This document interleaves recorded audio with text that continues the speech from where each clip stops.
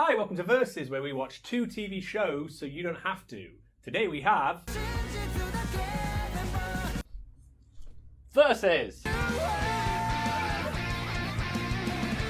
Okay, right, so we're trying to get the taste of millionaire fucking detective out of our mouths. Millionaire Oh detective. yeah, oh my god, I forgot that was the last few. I completely blanked that out of my mind, to be honest. It was horrible. Yeah, that was the worst. So I was very glad with these two because it wasn't quite as mind-numbingly fucking twatty. So you sent me over, and as you do, this every There's a week. connection mark. There is a connection. There's a connection. Don't There's a connection. give it There's away. a connection. I hope it's the same connection. I think it's the so same tenuous. connection. I think it's the same connection. And I didn't think of it till after I'd watched them. Yeah, both. no, me either.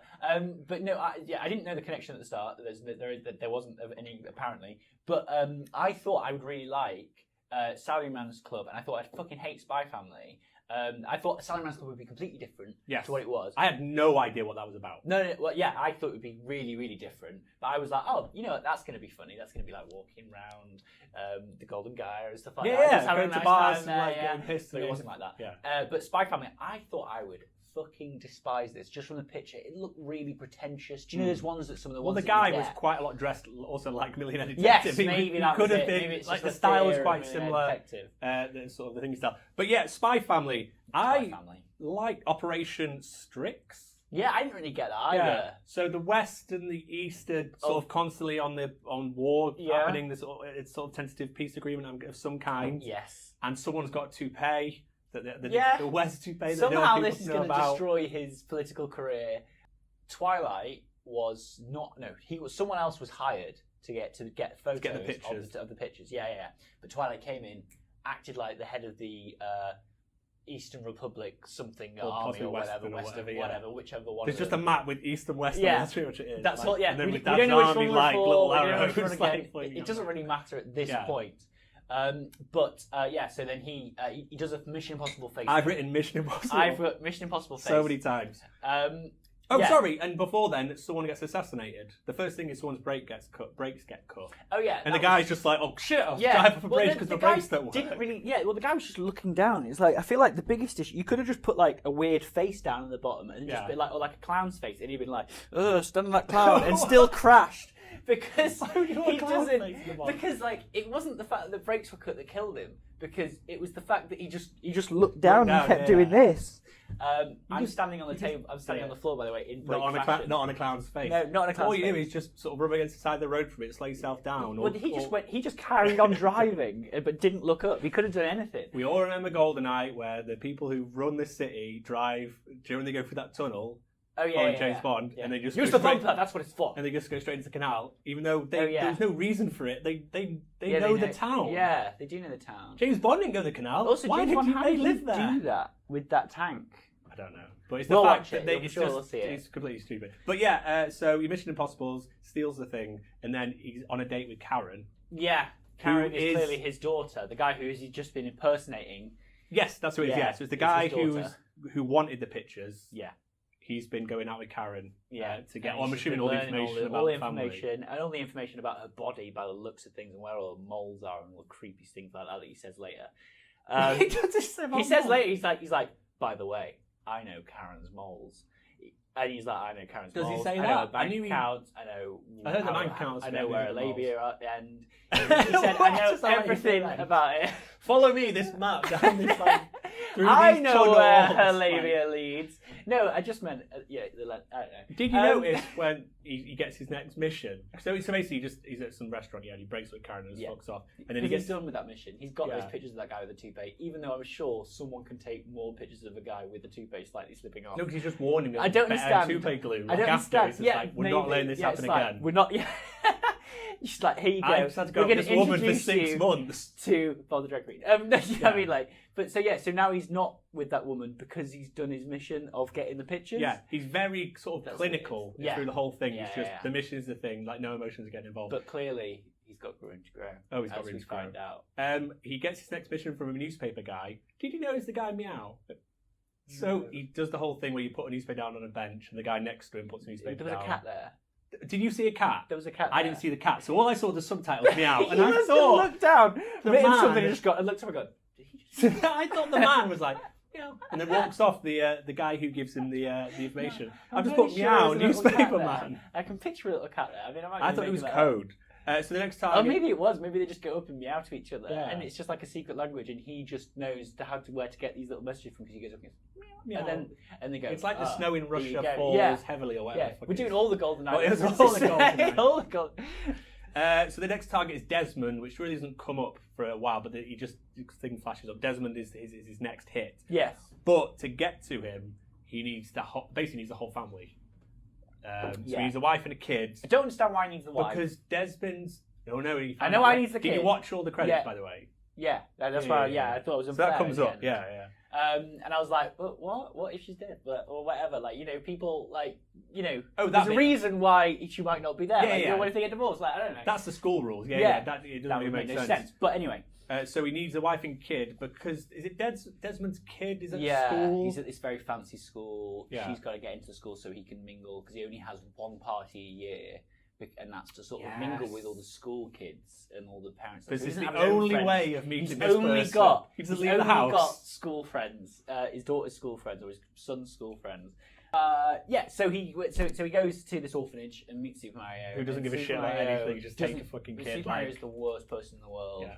And I really liked, as soon as we meet Anya, the little back and forth with her mind and the way she thinks things that he's thinking. Yeah, so and then he's like, oh, I need to be 6. And she's like, yeah, I'm 6. And then he's like, oh, I just thought that. And then he's like, oh, wish she was taller. And she's going up on a tiptoes. Yeah, basically she's telepathic. Yeah, but the thing is, it's such a good way to show you after 2 seconds of dialogue that she's telepathic. Yeah. Because it wasn't like, Anya's secretly telepathic. Blah, blah, blah. It's like it really spells it out for you really easily, and it's really cool that you get it because he's so on with everything. Yeah. I suppose you wouldn't think people are telepathic. But it's just because we're in their heads. It's quite cool. Like she didn't need to go, I'm telepathic and I can read this man's thoughts, so I know that he wants me to be taller. Blah blah. It was just really smart the way it happened. So he's like, do this crossword. Let's see how smart you are. And then he's going the answers, and he's got in a monologue. Like, one's this one, and she's just writing them all out as he's thinking them. Yeah. Which is quite cool. It was really cool. I really enjoyed it's such a simple thing. But then I was like, but is she smart though? No, I thought that later. Smart? Yeah. It's like because if she can just obviously hear everyone else, you don't know how smart she actually is. No. But yeah, she looks smart enough to do the school exam. But he's not happy about the whole time. He's not really happy about adopting a kid. Yeah. And I think it's just as he adopts or just before he's going like he's sort of running through the missions like obviously I'd love to just to be the child myself, but I'm not that good a spy. He's talking about enrolling into the school. There's loads of little bits of humour just like thrown in there sort of constantly. But it all very, works. very funny. Yeah, it really does all work. Yeah.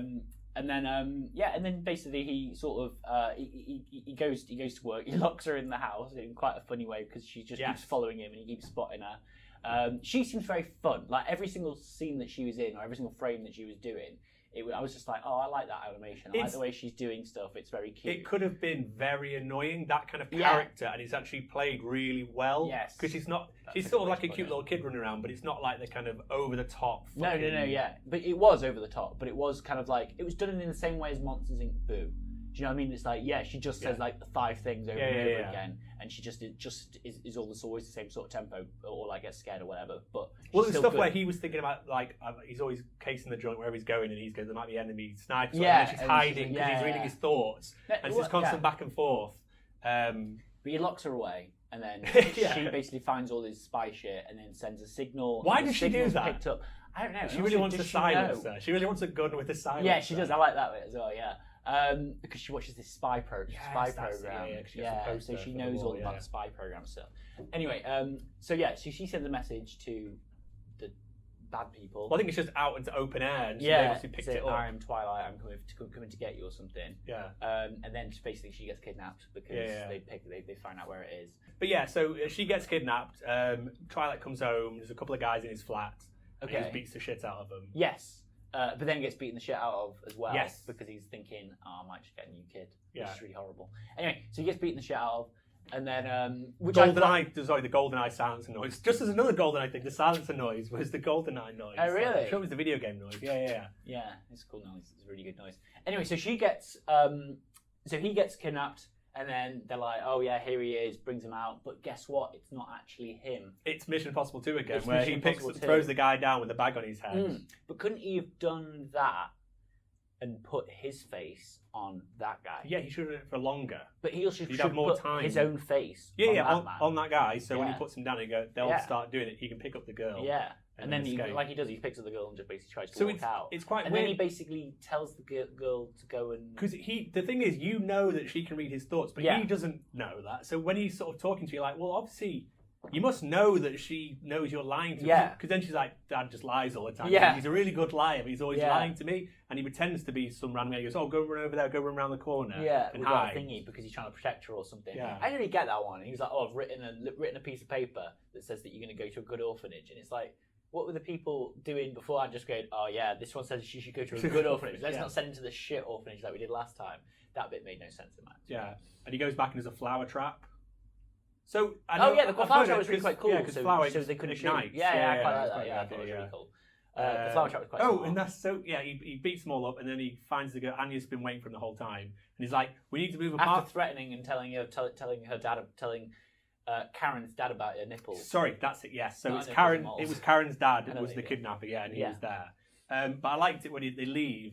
And he's like, we're going to move apartments because obviously he's been got. Like, they know where he is. He goes, compromise. Yeah, and he's like, oh, I saw a poisonous snake in the apartment. And he's like, and then she's just going, oh, Dad's such like a liar. He's always lying to me, but I just like it. And then she goes and does her exam, and she tries to read people's minds, but everyone else is shit, which I quite liked. But she remembers because he didn't know that she could read minds, so he taught her all the stuff. So he's actually a good dad because he's actually taught her all the shit. Yeah, unlike all their kid dads who are shit. Yeah, so she passes the exam. And then he finds out that the next part of the sort of enrollment procedure is you have to meet the school has to meet him and his wife. Yeah. So he's got no wife. That's the next mission. But it is a bit unfair, because obviously you could be a widower. Also, not just jump past. He faints from her getting into the school.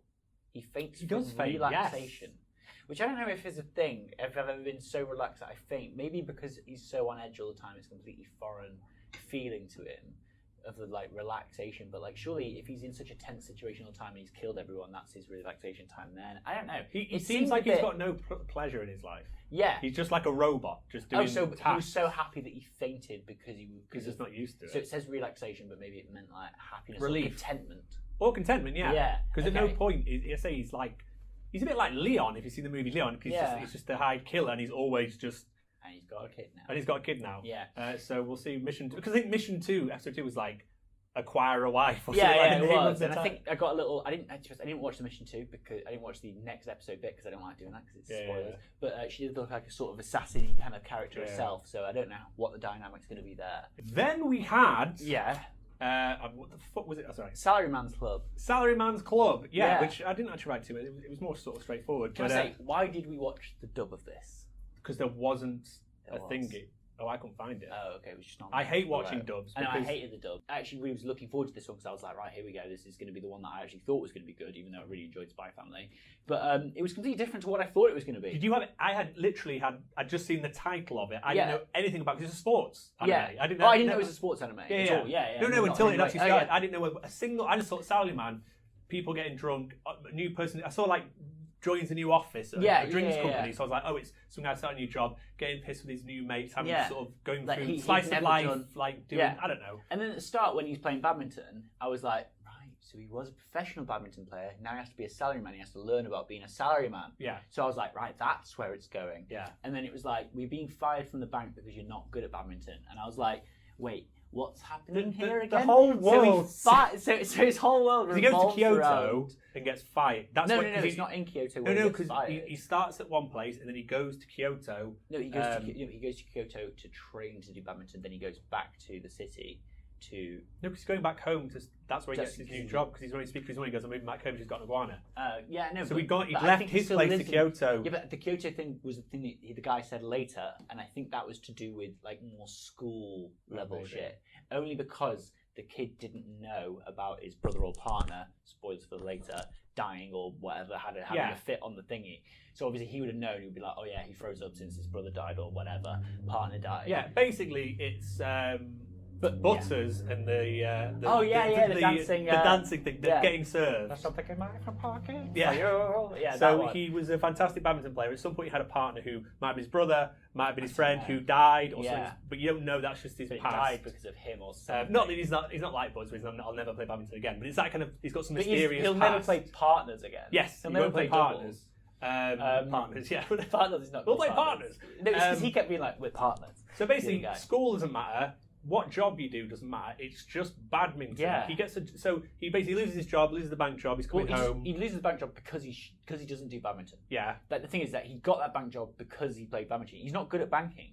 It made me realise after later on when he's like, wait, they expect us to actually work. Do work, yeah. But it was like, wait, so what were you doing anyway? Were you just sitting in an office or yeah? So he gets a job back in his hometown as a soft food. No, it's not back in his hometown. It is because it's where it is. It's not. He has because he doesn't live with his mum. Because he has to live in the hall. Yes. Yes, you're right. So he goes back to. So it's basically in Tokyo, and he gets a call, and he's like, "Oh, I had an offer, not an offer." So he stays where he is. Exactly right. So and then he works for the soft drink. It's like beer company. And what the fuck is it? A real company? I can't remember. I was going to look. I've completely forgotten and see because other stuff was like Familiar Mart. Yeah, there was something that looked.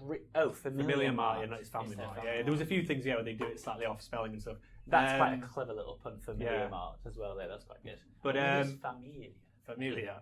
But yeah, he basically starts a drink company, but it only seems to be because they know he's a good badminton player. Yeah. And he's like, he goes to the office and they're like, work? He's like, we've got to do practice. When's practice? Yeah. When's practice? When's badminton practice? That's all he cares about. But it would seem weird to me that they would hire someone just to play badminton. Like, how big are these badminton sports? If it's such a big deal, you might just go, look, we'll hire this ringer he's like got a job, but really he's just playing badminton. Pay him a fucking load of money there. Yeah, but maybe being in the badminton league, the better you are, you get more customers. Maybe. It's the prestige of being higher up, and then you get more customers, and that's probably worth loads of advertising. I imagine it's actually just like all the people who it's like a really really elusive, like, you know, how businessmen play squash or like play golf. It's like, oh, I want to show you that I can make a better badminton team than you, Mr. Bank. Oh, it'll be the fat cats who own the companies going, I'll send my boys after yours and we'll have a fight. Because the fan guy later on, he's actually the manager of all the coach. Yeah, the coach is also the manager of the drinks and beverages people as well. Yeah, so he's also the manager. I don't know if he's the CEO of the beverage company, but also that. Yeah, anyway. Yeah. So basically, he's got this new job, but he sort of meets all these new characters. One of them he'd known from his past. One of them he'd met inside a hippo. Yeah. Yes, he was drunk. On the way to work. On the way to work, and he tied his tie in a bit of a weird way. Yes. I don't know how you'd ever not know that, and also he didn't look down. Why? Yeah, and also why he would do that and be such a dick. Because he seems like he's like, I'm the nicest guy ever. Yeah. But this part, it was like, I'm going to actually make your day shit and make everyone. He seemed like the kind of character where he's just everything he's doing is sort of maybe teaching him a lesson of some kind. Yeah, like loosen up sort of thing. Yeah, okay. Here's a stupid tie knot, like, so everyone laughs at you. Get a grip. But it seemed a pretty chill place to work. I was like, it seemed quite nice. I'll learn badminton. It can't be that hard. I was alright at badminton. I didn't do badminton terrible. Basically, he just doesn't want to do doubles. That's his thing. Yeah.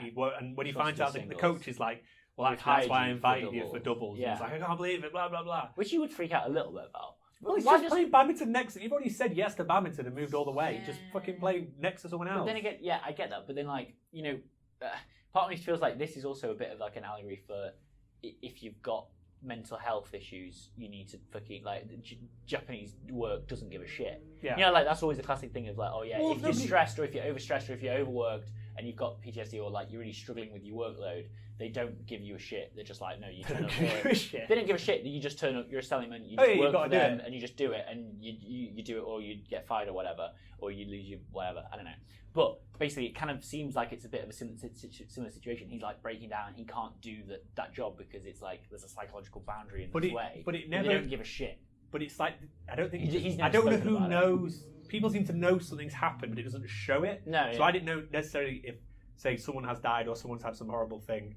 But does anyone even know? No, yeah. Because if someone's just going, I'm not going to do doubles, it's like, well, fuck off, mate. They don't know if they don't know his story. They just know he's very good at badminton. They know he's very good, but also they know So obviously the coach guy had been like scouting him. Yeah. Because he was like, oh, he's a ringer. That's what it is. His strongest business. Well, that's what a ringer is, isn't it? Is it where you find someone who's good and bring them onto the team to help? Yeah, but that's like I feel like that's every single badminton player in this world seems to be a ringer because that sales guy is also really, really, really good. Yeah.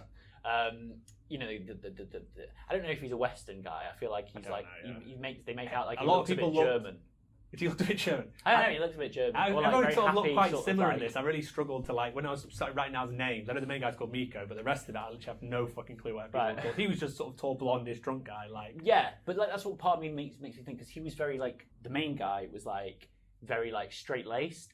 Sort of made me think that like this is the whole Salaryman thing. It was like Salarymen aren't supposed to be like that until they get off work. Whereas he was like sort of like the other guy was he was lay dude, laid back guy. He was lay. He didn't do any of the good stuff that he's meant to do in the office, but yet he's still good. I don't know. It's trying to break out. That's all they care about. That is all they have one drinks machine somewhere, and that's it. Their whole business is one drink machine, but the back of it is just badminton. But basically, he's like, I'm not going to do doubles. They're like, well, okay. Fight the cool guy. Fight him. Fight this cool guy. And if he beats you, then you're playing doubles. And that's it. And the animation, was actually very good in Spy Family. I thought there was some really good shots. Yeah. But this one, especially some of the actual badminton thing, was good because badminton's a bit of a. It's not like, in my school it was like tennis is tennis, but then badminton's like, ooh, badminton. This was like, fucking hell, this is badminton. This is like this power is shot. Badminton. This is badminton. But no, it was quite cool. It's quite skilled, isn't it? One of these things that I'm finding we're watching quite a lot of these verses is I'm learning quite a lot about these sports and these weird things inside them. Like there was one that we watched, the basketball one.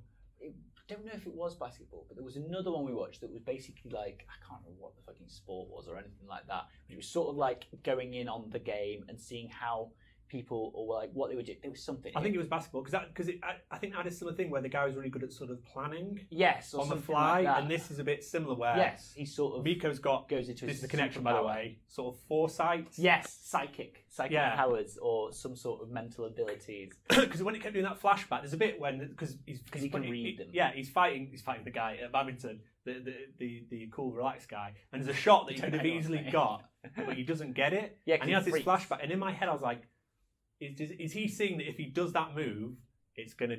Because it looks like it's broke someone's arm or something. He does like a flashback. I don't know if it broke. Or was that the same? No, or was that? But was that the same shot that something happened in that incident where that particular shot reminded him of? Yeah, no, I think it's that. So, but I didn't know. At first I thought it was like, if I do this is going to happen. Right, yeah. His foresight thing, because he kept talking about his foresight, so then I was confused, but then... No, I think it's more just like, this is the area where that guy died. Yeah, so I just can't take any shots at the back of the thing. But he needs to play doubles. Yeah, so he's really good at foresight, but really good at sort of planning, but then it doesn't work all the time. No, definitely. Because it's a gamble. Like yeah. But they're quite evenly matched. It's like back and forth for ages. But it did feel quite natural, like this was actually a conversation that people who were interested in badminton would have actually had. It's quite weird, like some of these anime, it feels like people bring stuff to the table. It's like, right, well, if you can animate and you can write stories, but what specific knowledge group do you have quite a lot of knowledge in? And it feels like that's like the badminton one. It feels very real because someone clearly who's written this has a very deep set knowledge. People and I like talking shop, sort of. I really enjoy it. Oh, that's what it was. It was the Street Fighter one.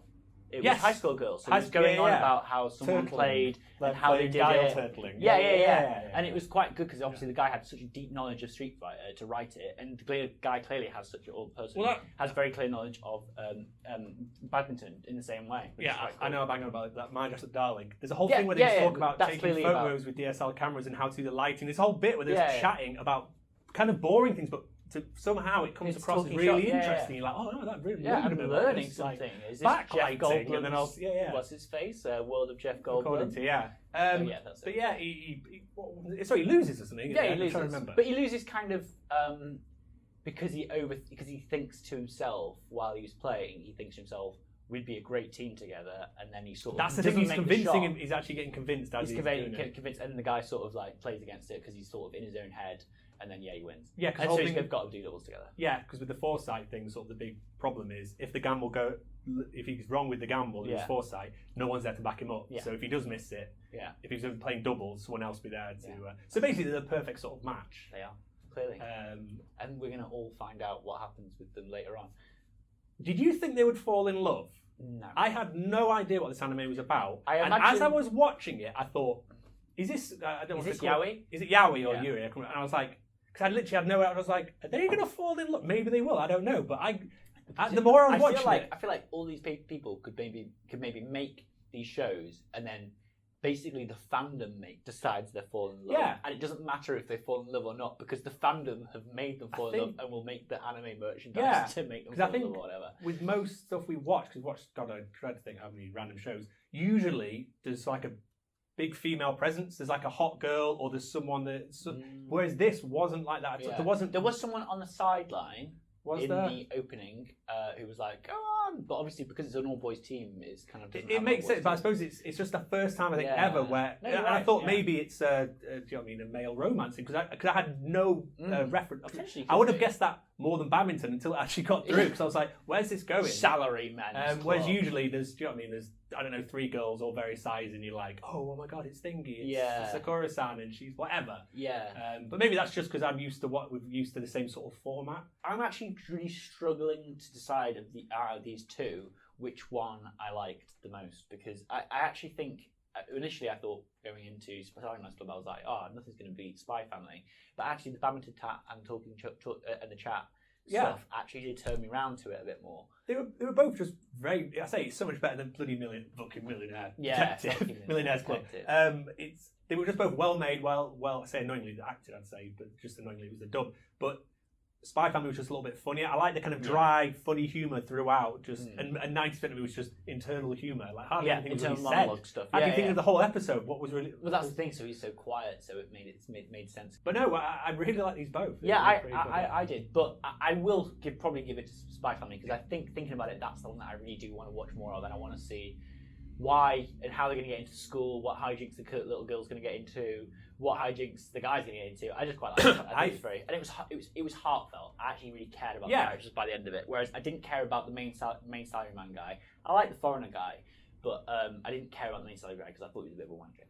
Yeah, and he's just not that. You can't endearing. Endearing at all. Like there's obviously I want to see what the thing is, whatever this like, you know, I mean, the Butters thing. What's the thing that happened in these past? Oh yeah, no, I do want to know that. The incident, whatever you call it. But with Spy Family, I kind of think he's got to acquire a wife, whatever the title was. Yeah. So I feel like he's going to find someone with a similar sort of, I say, like an assassin or a spy, who will probably be like him, where she's a bit like, okay, that's the mission. But then they're going to be like, oh, fall in love, or oh, we've got a kid now, and suddenly and they're going to all sort of and then Anya's going to help her, and she's going to season 2. Like the little girl will be like an oracle in like a computer room, like it's helping them solve the crime. I don't know, actually going on missions as a family or something. Yeah, well, that makes sense. That's the way I sort of see it. I think it's a really good concept. I really like it. So in this episode of Versus, the winner clearly is Spy Family. Spy Family is the winner today. Yes. Hopefully, I didn't break all your ears with my Spy Family. Goodbye. Bye bye. にゃーん C 暗号か